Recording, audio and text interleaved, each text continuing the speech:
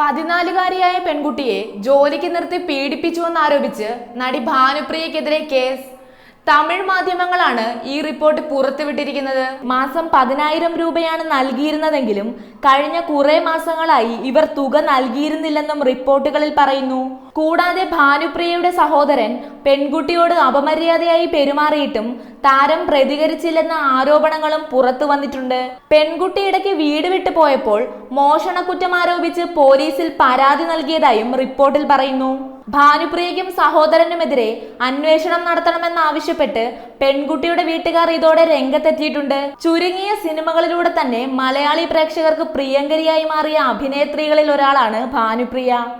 അഭിനയത്തിന് പുറമെ നൃത്തത്തിലും വലിയ മികവ് തെളിയിച്ചാണ് ഇവർ മുന്നേറിയത്. ഇപ്പോൾ പരമ്പരകളിലൊക്കെ അഭിനയിച്ചു കൊണ്ടിരിക്കുന്ന താരത്തിന്റെ തിരിച്ചുവരവിനായി ഇന്നും കാത്തിരിക്കുകയായിരുന്നു ആരാധകർ. എന്നാൽ താരവുമായി ബന്ധപ്പെട്ടിപ്പോൾ അത്ര നല്ല വാർത്തകളല്ല പുറത്തു വരുന്നത്.